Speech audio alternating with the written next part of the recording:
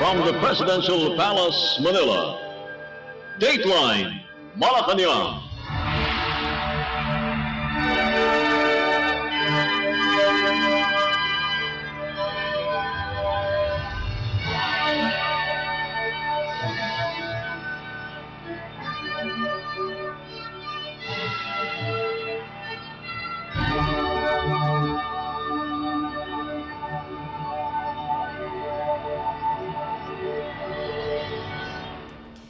Good day, this is Dateline Malacañang, and here are the news.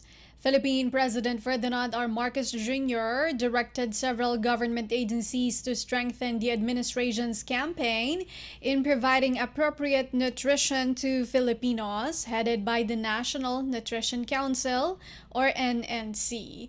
In a sectoral meeting in Malacañang, the President ordered the NNC to lead the Philippine Plan of Action for Nutrition.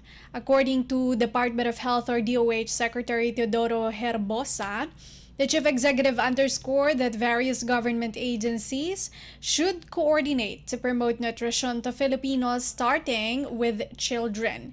In a press briefing, Secretary Herbosa explained that health and nutrition is important in the first 1,000 days of children so that they would not grow stunted or undersized. Among the directives of President Marcos Jr., Herbosa said is a whole of government approach on the government's feeding program in coordination with local government units or LGUs. President Marcos emphasized that the government should not just rely on LGUs to implement feeding programs and other nutrition programs, and that the government should also do its part. Besides the DOH, among the government agencies that will help implement the first 1,000 days of a child program are the Department of Science and Technology, or DOST, Department of Agriculture, or DA, Department of Education, or DepEd, Department of Social Welfare and Development, or DSWD, Department of Labor and Employment, or DOLE, and the Department of the Interior and Local Government, or DILG. Let us listen to the statement of Department of Health Secretary Teodoro Herbosa during the press briefing in Malacañang. And I'm very happy to come out of the sectoral cabinet meeting. I briefed the President on the status of nutrition in the Philippines and the nutrition of our children. We were able to show the long history of efforts of different governments and presidents to try and beat three problems: undernutrition, micronutrient deficiency, and more recently now, even obesity in children. So we'll focus on the first two because that was the topic of the cabinet discussion. And he had very good marching orders after the discussion. We found out that most of our government funds were actually more on the latter part of a child's undernutrition. So mas malaki yung budget sa DepEd for the school-age feeding program.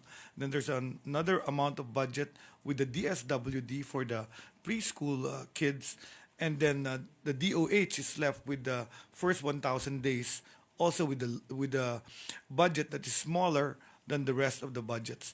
But we emphasize to the President, the emphasis should be on the first 1,000 days, which involves a pregnant mother, yung fetus pa lang ay nasa loob ng sapupunan, that they'll be given micronutrients, mainly iron, folic acid, and then the tetanus and diphtheria vaccine. And then pag na panganak na yan, dapat mabigyan ng mandatory initiation of breastfeeding, which actually helps the first 6 months of life. And then when they go into supplemental feeding, continue to be able to feed good nutritious food to the up to the first 1,000 days. And then they go to the daycare center. The daycare centers, they are fed by DSWD.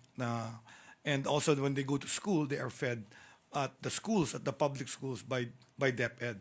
Now what the President emphasized are, number one, he said, I want the National Nutrition Council to take the lead because we have the National Nutrition Council, which was established in 1974, and it's a multi-agency strategic council composed of the DOH is now the chair, and the vice chair is the Department of Agriculture, and the other vice chair is the Department of Interior and Local Government, and other agencies are represented. So he wanted that we cannot depend on the LGUs alone. We need to help the LGU. So he's ordering us to strengthen the National Nutrition Council. The second thing that came out of the meeting is that a suggestion of Secretary Mina Pangandaman of our Department of Budget and Management to actually include this in the what we call the convergence budgeting system, which has already been implemented for climate change. It's also been implemented for livelihood projects and for gender and development. So this will be the fourth one. So for the 2026 budget, when we frame it, it will be convergence in nutrition. Health and nutrition is actually closely linked. So ang president understood this, and sabi niya nga, when I was governor, I spent 30% of our budget in Ilocos for health and nutrition. So he wants the same. So I'm actually very happy coming out of this meeting, and I have full support of the other cabinet secretaries that were there. Secretary Angara of DepEd, Secretary Rex of Secretary Soledum of the Department of Science and Technology, which has the Food and Nutrition Research Institute of the Philippines, and also Rex Gatchalian, DSWD. Dole was also there because in workplaces, we also need to give proper nutrition, especially for the working age group. Some of the things we discussed is and of course, Department of Agriculture. Department of Agriculture was also there because they have to make sure that the food for nutrition will be available. So I'm actually very happy because if you're going to invest anything in health, the key is having nutrition corrected. If we're going to fix stunting, our stunting rate is something like 26%. That's like 3 kids out of 10 are stunted. Bansot. The problem is not the bansot. The problem is the low cognitive ability. Mahina yung utak because the brain development happens in the first 1,000 days. So we've been able to explain this to the president. And with this, we hopefully the efforts of government will be more focused on the first 1,000 days. Philippine Department of Health Secretary Teodoro Herbosa. Dateline Malacañang. Philippine President Ferdinand R. Marcos Jr. has announced December 11 as a special non-working day in the municipality of Pugo, La Union. Marcos issued proclamation number 755 declaring Wednesday, December 11 as a special non-working day in the municipality to commemorate its 113th founding anniversary. This is to allow the entire town to participate in and enjoy the event. On November 29, Executive Secretary Lucas Bersamin signed the proclamation on the President's behalf. Dateline Malacañang. In other news, the Philippine Department of Justice or DOJ said former presidential spokesperson Harry Roque Jr. has formally refuted the human trafficking charges filed against him through a counter affidavit supposedly originating from Abu Dhabi in the United Arab Emirates or UAE. In an interview, Prosecutor General Richard Anthony Fadulon said the Roque's counter affidavit was brought by a defense lawyer to the scheduled preliminary investigation and had been notarized by apostille by the Abu Dhabi Embassy. An apostille is a certificate that authenticates the origin of a public document. It is issued by a country that is part to the Apostille Convention to be used in another country which is also a party to the convention. On October 28th, the Presidential Anti-Organized Crime Commission or PAOC and the Philippine National Police Criminal Investigation and Detection Group or PNP-CIDG filed human trafficking charges against Roque and 2 others for their alleged involvement in the operations of the Lucky South 99 Corporation, a Philippine offshore gaming operator or POGO hub raided in Porac, Pampanga Province.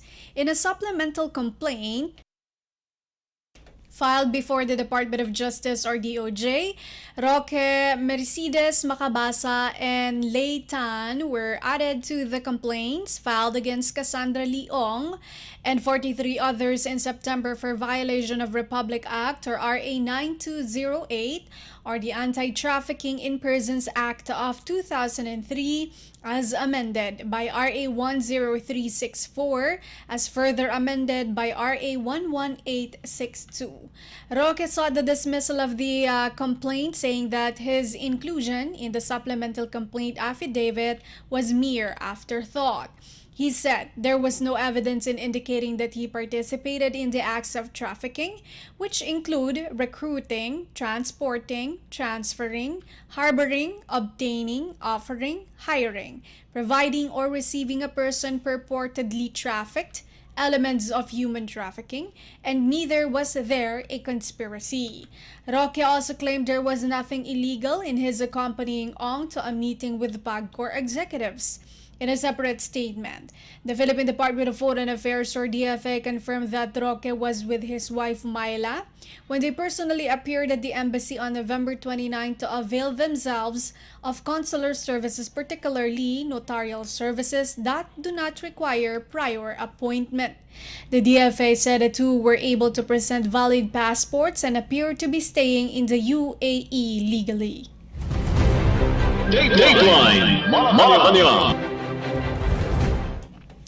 Meanwhile, the Philippine Bureau of Immigration or BI is currently investigating possible cases against former presidential spokesperson Secretary Harry Roque because of its illegal means of exit in the country. This after Roque admitted in front of the Philippine Embassy in the United Arab Emirates or UAE of leaving the Philippines while submitting his counter affidavit refuting the human trafficking charges filed against him. According to BI Commissioner Joel Anthony Viado, Roque illegally exited the country since there are no records of him going through the immigration. Viado added that the former spokesperson could have used fake immigration clearances so that the country he visited would allow him to enter. Because of this, among the cases the BI is looking to file is falsification of public documents, since Roque is listed in the immigration's lookout bulletin and he is well known. That is why it is impossible for him to go through the entry and exit points without being noticed, especially with closed-circuit televisions or CCTVs monitoring these points.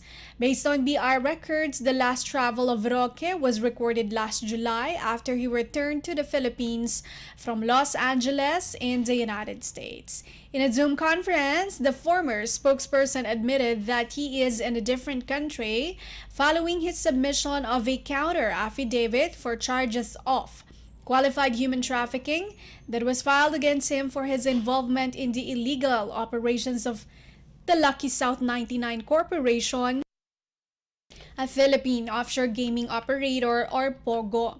Currently, the BI is coordinating with the Philippine Embassy in Abu Dhabi, where Roque took oath and filed his counter affidavit. Dateline Malacañang. The Philippine Embassy in Phnom Penh said 13 Filipino women were meted a 4-year sentence, eventually reduced to 2 in Cambodia for violating the surrogacy ban in the country. In a statement, the embassy confirmed the verdict, noting that 13 have been detained since September 23rd at a designated medical facility in Cambodia.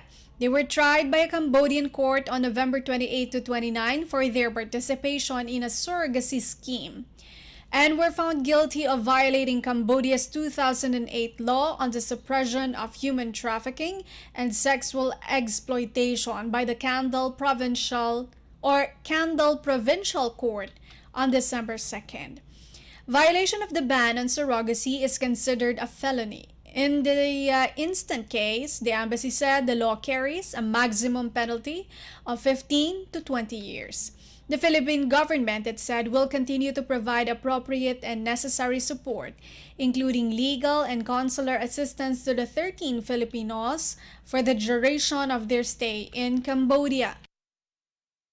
Meanwhile, it noted that the surrogate moms have been accorded medical care and welfare assistance by both Philippine and Cambodian authorities while awaiting for the judicial process to be completed. The Philippine Department of Foreign Affairs, or DFA, first confirmed in October the rescue of 20 Filipino women who were reportedly brought by a Philippine agency to become surrogate mothers in Cambodia. 7 of them were repatriated, while the other 13, all in various stages of pregnancy, remained at a local hospital. Based on preliminary interviews, the recruitment of these 20 took place online by an individual whose identity and nationality have yet to be determined. The recruiter, with an apparently assumed name, arranged for the women to travel to another Southeast Asian country, but eventually sent them to Cambodia, where surrogacy is banned. Dateline Malacañang. The Veloso family is just awaiting the results of the legal negotiations so that Mary Jane can finally return home to the Philippines. This was stated by the Philippine Department of Migrant Workers, or DMW, following the return of Mary Jane Veloso sister, Marites, who was also a victim of abuse in Saudi Arabia. According to DMW Secretary Hans Leo Kakdak, they have no idea as to when Mary Jane can return to the country, as the one in charge with the negotiations are the Department of Foreign Affairs, or DFA, and the Department of Justice, or DOJ. That is why Secretary Kakdak left it up to the said agencies to answer on the legal impediments of Mary Jane's return. Currently, Kakdak said the DMW is focused on providing aid to the Veloso family, especially since one of their family members fell victim to abuse overseas. Dateline Malacañang. In other news, the construction of a 527 million pesos modern warehouse in Central Luzon commenced on Tuesday as the National Food Authority, or NFA, kicked off the groundbreaking ceremony in Cabanatuan City, Nueva Ecija. The construction of the modern facility is in line with the directives of Philippine President Ferdinand R. Marcos Jr. to boost farmers' productivity and advance food security targets in the country. NFA Administrator Larry Lacson, in a statement, said this is the beginning of the aspiration for NFA's transformation. The NFA said this is the agency's first step under the Masagana Agri-Food Infrastructure Modernization, or MAFIM program. The MAFIM program includes the establishments of 196 dryers, 46 silos, 221 warehouses, 57 rice mills, 24 corn mills, and 638 handling equipment units across the country. It aims to save farmers at least 10 billion pesos a year on rice and corn wastage once the construction of modern post-harvest facilities is completed and reduce dependence on imports. The construction of the NFA's modernized warehouse, meanwhile, intends to support the country's national buffer stocking program, alongside support to local farmers through post-harvest mechanisms during dry and wet seasons. Once completed, the modernized warehouse in Cabanatuan can store around 360,000 bags, or 18,000 metric tons of palay. According to the NFA, modernized warehouses will help them improve the current process of storing palay and milled rice, enhance supply management, and reduce wastage.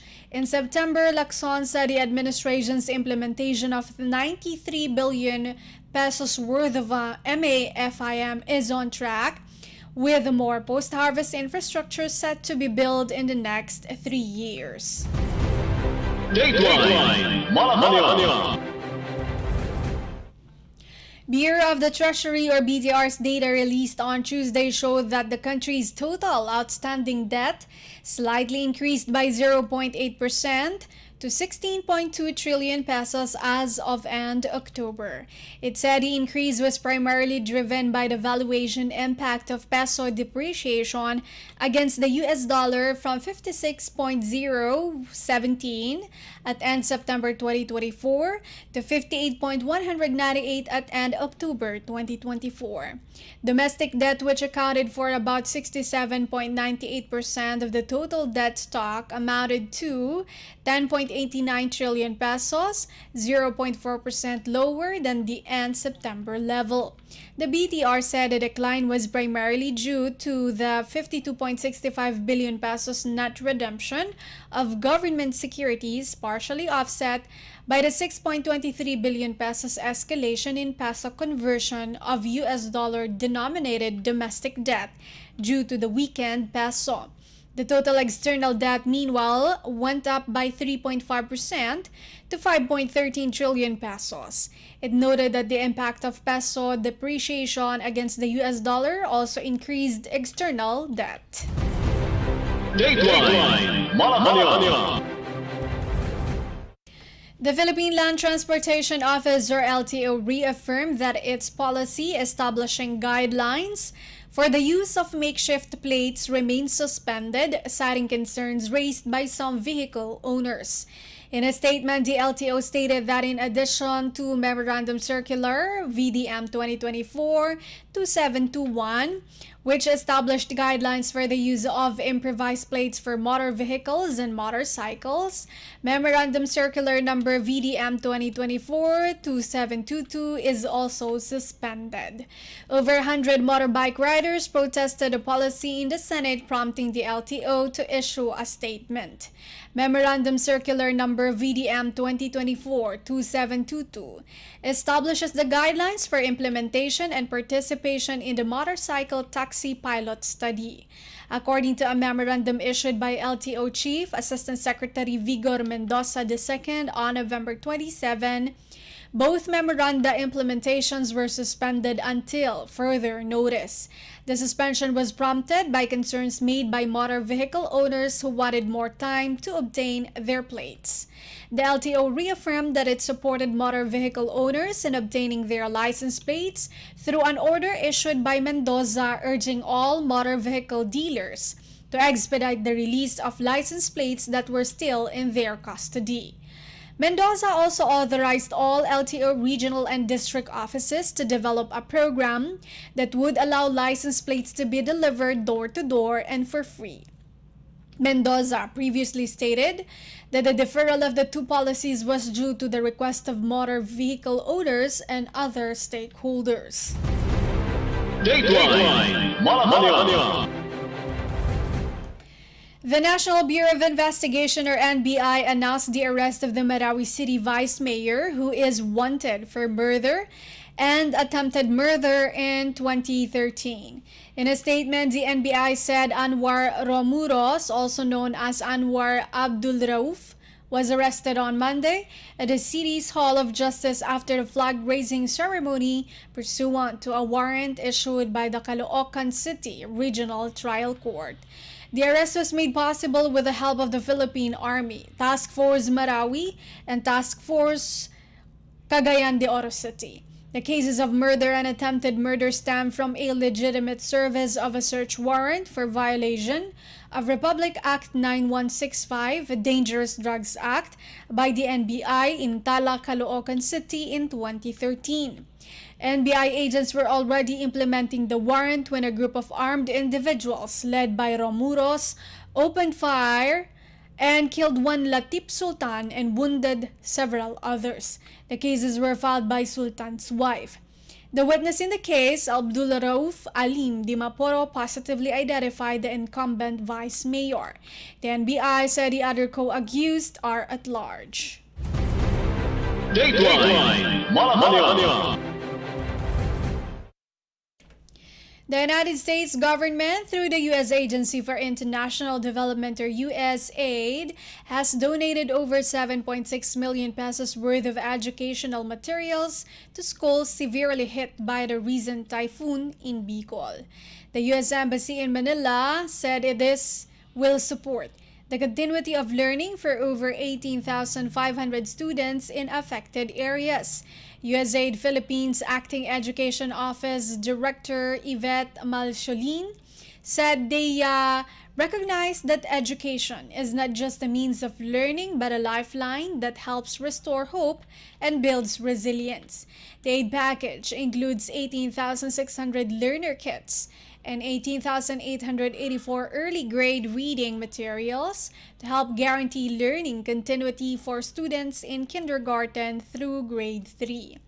The USAID also donated 528 teacher kits that will support teaching staff across 54 affected schools in the region. USAID Advancing Basic Education in the Philippines, ABC Plus Chief of Party Ina Aquino handed over the educational materials to Department of Education or DepEd Secretary Juan Edgardo Angara and DepEd Region 5 Director Gilbert Sadsad at Bula Central School in Bula, Camarines Sur. The embassy said this donation demonstrates the U.S. ongoing commitment to help communities rebuild and enable children to return to school, despite the setbacks caused by typhoons and flooding. The educational materials are in addition to 336 million pesos in assistance that the U.S. has provided to support the Philippines' disaster response following the consecutive tropical storms and typhoons that struck the country since October 25. Dateline Malacañang. Finally, for Dateline Malacañang, the Department of Tourism is considering adding more direct flights to and from Israel in an effort to increase visitor arrivals in the Philippines through pilgrimage and adventure. DOT Secretary Cristina Garcia Frasco stated that the new direct airline routes between the two countries are expected to draw more Israeli visitors as the country provides a unique combination of spiritual and leisure locations, particularly with the forthcoming Roman Catholic Jubilee year in 2025. During her discussion with Israeli Tourism Minister Haim Katz in Makati, Frasco highlighted the enormous potential for Israel tourism in the Philippines, emphasizing that the country is a top destination for pilgrimage and adventure tourism. These include world-renowned dive sites, a rich cultural legacy, and diverse cuisine.